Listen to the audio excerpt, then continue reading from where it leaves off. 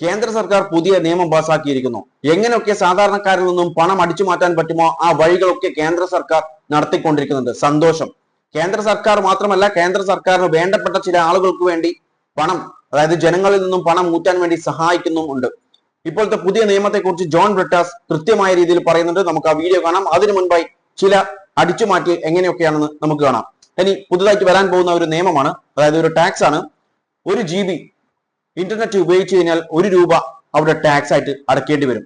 അതിപ്പോൾ കേന്ദ്ര സർക്കാർ ഇതിനെക്കുറിച്ച് റിസർച്ച് ചെയ്തുകൊണ്ടിരിക്കുന്നുണ്ട്. എത്രയും പെട്ടെന്ന് തന്നെ ആ ഒരു നിയമമായി ഒരു ടാക്സ് ആയിട്ട് വരുന്നതായിരിക്കും. കാത്തിരുന്നോളൂ. രണ്ടാമത്തത് ഗ്യാസ് സബ്സിഡി. 2014 മോദിജി തന്നിട്ടുള്ള ഒരു വാഗ്ദാനമായിരുന്നു, നിങ്ങൾ വലിയ വില കൊടുത്തിട്ട് ഗ്യാസ് വാങ്ങിച്ചോളൂ, നിങ്ങളുടെ അക്കൗണ്ടിലേക്ക് സബ്സിഡി വരുമെന്ന്. 2014 മുതൽ 2020 വരെ കൃത്യമായി സബ്സിഡി വന്നിട്ടുണ്ടായിരുന്നു. എന്നാൽ 2020 കോവിഡിന്റെ പേര് പറഞ്ഞിട്ട് അത് നിർത്തലാക്കി. ഇന്നേക്ക് വരെ നമ്മളിപ്പോൾ വലിയ വില കൊടുത്തിട്ട് തന്നെയാണ് ഗ്യാസ് വാങ്ങിച്ചുകൊണ്ടിരിക്കുന്നത്. പക്ഷേ 1 രൂപ പോലും നമ്മുടെ അക്കൗണ്ടിലൊന്നും സബ്സിഡി ആയിട്ട് വരുന്നില്ല. 2020 ശേഷം അത് നിർത്തലാക്കിയത് അവിടെ നിർത്തലാക്കിയത് തന്നെയാണ്. അതിനുശേഷം ആർക്കും സബ്സിഡി ലഭിച്ചിട്ടില്ല. ചില ആളുകൾക്കൊഴികെ വേറെ ആർക്കും, അതായത് യൂണിവേഴ്സൽ ഗ്യാസ് സബ്സിഡി നിർത്തലാക്കി 2020. ഓക്കെ, അതിനുശേഷം പിന്നെ അത് ആരംഭിച്ചിട്ടില്ല. അതുപോലെയാണ് E20 നമുക്കറിയാം, നിതിൻ ഗഡ്കരിയുടെ മകൻക്കൊക്കെ കോടിക്കണക്കിന് ലാഭം വന്നുകൊണ്ടിരിക്കുന്നുണ്ട്. അതുപോലെ പെട്രോൾ നമുക്കറിയാം, ക്രൂഡ് ഓയിലിന്റെ വില കുറയുമ്പോൾ, ഇന്റർനാഷണൽ മാർക്കറ്റിൽ കുറയുമ്പോൾ ഇവിടെ പെട്രോളിന്റെ വില ചിലപ്പോൾ കൂട്ടും. ചോദിച്ചു കഴിഞ്ഞാൽ അവിടെ കൂട്ടുന്നതിന്റെ ഇവിടെ കുറക്കുന്നു, കൂട്ടുന്ന അങ്ങനെയൊക്കെ പറയുന്ന ആൾക്കാർക്ക് നമ്മൾ കണ്ടതാണ്. ഓക്കെ, എന്നാൽ ക്രൂഡ് ഓയിലിന്റെ വില കൂടുമ്പോഴോ ഇവിടെ അപ്പോൾ തന്നെ കൂട്ടും. ചോദിച്ചു കഴിഞ്ഞാൽ എണ്ണ കമ്പനികൾക്ക് നഷ്ടമാവുന്നു, അതുകൊണ്ടാണ്. അപ്പോൾ ഞങ്ങളുടെ നഷ്ടം ആർക്കും അറിയണ്ട. അതുപോലെ E20 പറഞ്ഞല്ലോ. ഇനി റീചാർജ് നമുക്കറിയാം, പണ്ടൊക്കെ റീചാർജ് ചെയ്യുമ്പോൾ 10 രൂപയ്ക്കും 20 രൂപയ്ക്കൊക്കെ റീചാർജ് ചെയ്യാം. പക്ഷേ ജിയോ വന്നതിന് ശേഷം റീചാർജിങ് ഇപ്പോൾ എത്ര ആയിട്ടുണ്ട്? 200, 300, 400 രൂപയൊക്കെ ആയിട്ട് റീചാർജ് കൂടിയുണ്ട്. മിനിമം സാധാരണ നോർമൽ യൂസ് ചെയ്യുന്ന ആൾക്ക് മിനിമം ആയിട്ട് യൂസ് ചെയ്യണമെന്നുണ്ടെങ്കിൽ 200 രൂപയെങ്കിലും റീചാർജ് ചെയ്യണം ഒരു മാസം. ഒരു മാസം എന്ന് പറയുമ്പോൾ ഒരു മാസം ഇല്ല, അത് 30 ദിവസം ഇല്ല, 31 ദിവസം ഇല്ല, 28 ദിവസം, അതാണ് കണക്ക്. ഇതിനെക്കുറിച്ച് ചോദ്യം ചെയ്തിട്ടുണ്ടായിരുന്നു ഒരു MP. പക്ഷെ ആ MP ഇപ്പോൾ BJP-യിലേക്ക് ജോയിൻ ചെയ്തിട്ടുണ്ട്. അതുപോലെ മിനിമം ബാലൻസ് ഇല്ല എന്ന് പറഞ്ഞിട്ട് കോടിക്കണക്കിന് രൂപയാണ് ജനങ്ങളിൽ നിന്നും, പാവപ്പെട്ട ജനങ്ങളിൽ നിന്നും, അതായത് മിനിമം ബാലൻസ് വെക്കാത്ത ആളുകൾ എന്ന് പറയുന്നത് അവരുടെ കയ്യിൽ പണമില്ലാത്തത് കൊണ്ടായിരിക്കുമല്ലോ.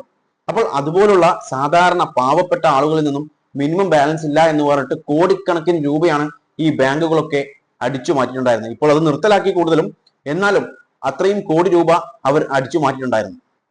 അപ്പോൾ ഇതൊക്കെ അടിച്ചു മാറ്റാൻ വേണ്ടി കേന്ദ്ര സർക്കാർ മുഴുവനായിട്ടും സമ്മതം കൊടുത്തു. ഇപ്പോൾ അതാ പുതിയ ഒന്ന് വന്നിട്ടുണ്ട്.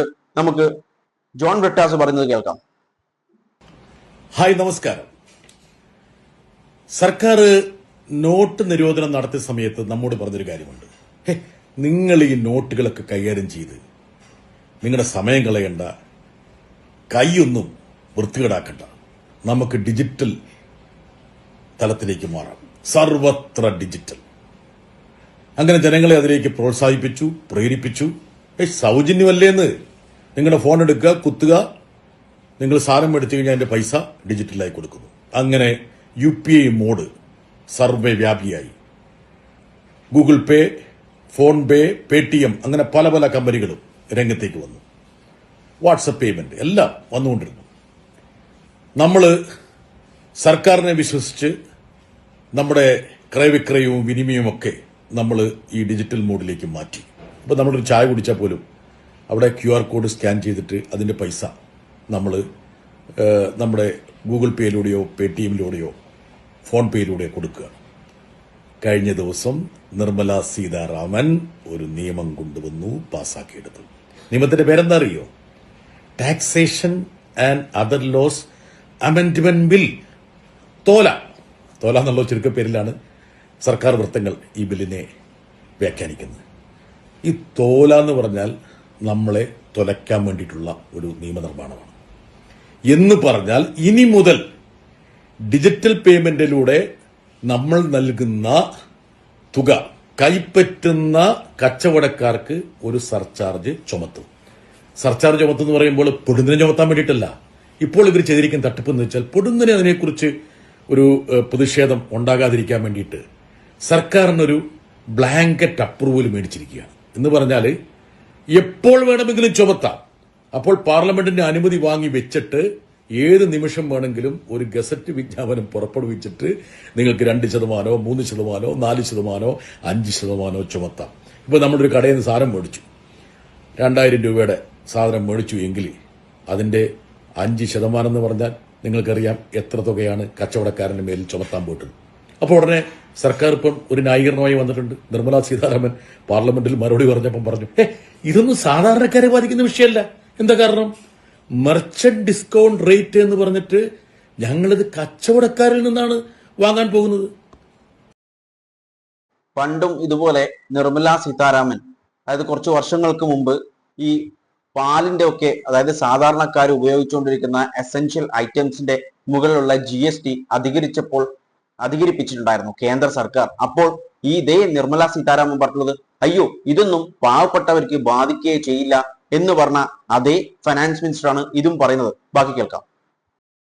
വളരെ ലളിതമായ മറുപടി.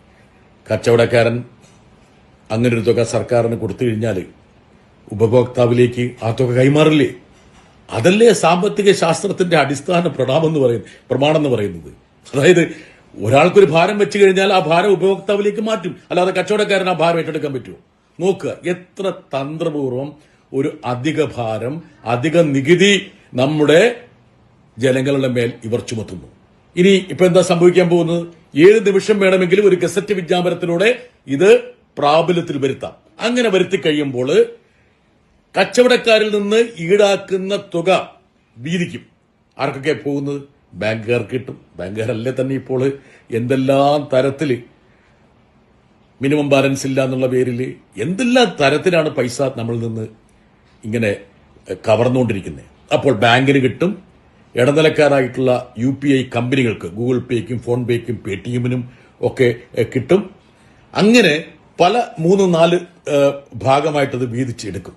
നോക്കുക, നമ്മളെ കൊണ്ട് ഡിജിറ്റലാണ് ഇനി നമ്മുടെ മുമ്പിലുള്ള വഴിത്താര, ഇതാണ് നിങ്ങളുടെ മോചനത്തിനുള്ള മാർഗം എന്നൊക്കെ പറഞ്ഞ് നമ്മളെ മോഹിപ്പിച്ച് ഈ പറയുന്ന UPI ഡിജിറ്റൽ പേയ്മെന്റ് സംവിധാനത്തിലേക്ക് നമ്മളെ ആകർഷിച്ചു. നമ്മളതിൽ കുടുങ്ങി ആ വലയിൽ എത്തി എന്ന് ഉറപ്പുവരുത്തിയപ്പോൾ നിർമ്മലാ സീതാരാമൻ മോഡി പുതിയൊരു ഭാരവുമായിട്ട് വരുന്നു. നമ്മുടെ മാധ്യമങ്ങളിൽ ചർച്ച ചെയ്യില്ല. എന്താ കാരണം?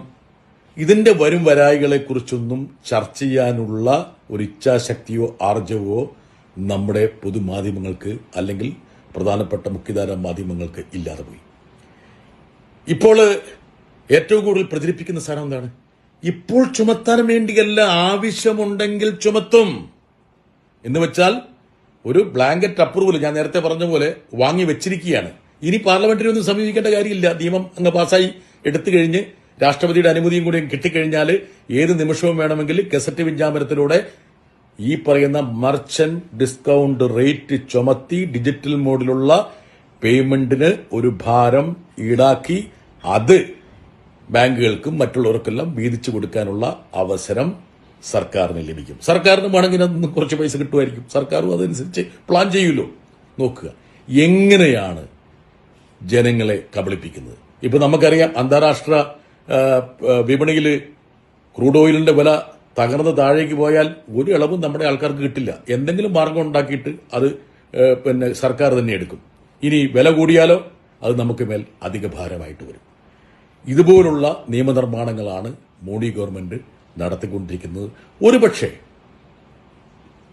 പൊതു സമൂഹം ഇത്തരം നിയമനിർമ്മാണങ്ങളെക്കുറിച്ച് കൃത്യവും സ്പഷ്ടവുമായിട്ട് ചർച്ച ചെയ്യണമെന്നുള്ളതുകൊണ്ടാണ് ഞാൻ ഈ വീഡിയോ നിങ്ങൾക്ക് സമർപ്പിക്കുന്നത്. കേട്ടില്ലേ? ഈ UPI ട്രാൻസാക്ഷൻ ഫീ അടക്കം ഞാൻ പറഞ്ഞതൊക്കെ നോക്കിക്കഴിഞ്ഞാൽ നമുക്ക് വ്യക്തമാകുന്ന ഒരു കാര്യം, സെൻട്രൽ ഗവൺമെന്റ് എങ്ങനെയൊക്കെ സാധിക്കുമോ അങ്ങനെയൊക്കെ സാധാരണക്കാരെ ചൂഷണം ചെയ്ത് പണം ഉണ്ടാക്കിക്കൊണ്ടിരിക്കുകയാണ് കേന്ദ്ര സർക്കാർ, അല്ലെങ്കിൽ കേന്ദ്ര സർക്കാരിന് വേണ്ടപ്പെട്ട ആളുകൾക്ക് വേണ്ടി ഇങ്ങനെയുള്ള കാര്യങ്ങൾ ചെയ്തുകൊണ്ടിരിക്കുകയാണ്. എന്റെ ചോദ്യം ഇതാണ്, ഈ ഗവൺമെന്റ് ആർക്ക് വേണ്ടി നിലകൊള്ളുന്നതാണ്? ഈ UPI ട്രാൻസാക്ഷൻ ഫീന്റെ കാര്യം നോക്കിക്കഴിഞ്ഞാൽ ഇവിടെ പറയുന്നത് UPI എക്സ്പെക്ട് ചെയ്യുന്നത് 600 മില്യൺ യൂസേഴ്സിനെ എന്ത് ചെയ്യും, ആഡ് ചെയ്യാനും അതുപോലെ 100 മുതൽ 150 ബില്യൺ മന്ത്ലി ട്രാൻസാക്ഷൻ നടക്കുന്നു. അങ്ങനെ വരുമ്പോൾ ഗവൺമെന്റിന്റെ സപ്പോർട്ട് മാത്രം പോരാ എന്ന് പറഞ്ഞിട്ടാണ് ഈ ഒരു കാര്യം, അതായത് ഈ ഒരു ട്രാൻസാക്ഷൻ ഫീ കൊണ്ടുവരണം. ഇപ്പോൾ ജസ്റ്റ് ബില്ല് പാസ്സായിട്ടുണ്ട്, നിയമമായിട്ടുണ്ട്. ഇനി ഏത് നിമിഷം വേണമെങ്കിലും സർക്കാരിന് എന്ത് ചെയ്യാം, ഒരു റൂൾ ഇറക്കിയിട്ട് ഇത് പ്രാബല്യത്തിലേക്ക് കൊണ്ടുവരാവുന്നതേ ഉള്ളൂ. ഇപ്പോൾ കേന്ദ്ര സർക്കാർ പറഞ്ഞിട്ടുള്ളത് ജസ്റ്റ് പാസ്സാക്കിയതേ ഉള്ളൂ, ഇത് കൊണ്ടുവന്നിട്ടില്ല എന്നാണ്. ആ ന്യായീകരണമാണ് പറഞ്ഞുകൊണ്ടിരിക്കുന്നത്. അതുപോലെ നിർമ്മല സീതാരാമൻ പറഞ്ഞ ന്യായീകരണം കേട്ടല്ലോ, ഇത് സാധാരണക്കാരെ ബാധിക്കുന്ന കാര്യമേ അല്ല എന്ന്. ഇനി തന്നെയാണ് നിർമ്മല സീതാരാമൻ പറയാറ്, എന്തുണ്ടാക്കിയാലും അതൊന്നും സാധാരണക്കാരെ ബാധിക്കില്ല എന്ന്. പക്ഷേ ഇതൊക്കെ കറങ്ങിത്തിരിഞ്ഞ് സാധാരണക്കാരെ തന്നെയാണ് ബാധിക്കുന്നതും സാധാരണക്കാരിൽ നിന്ന് തന്നെയാണ് ഈ പറയുന്ന പണമൊക്കെ അങ്ങ് ഊറ്റിയെടുക്കുന്നതും.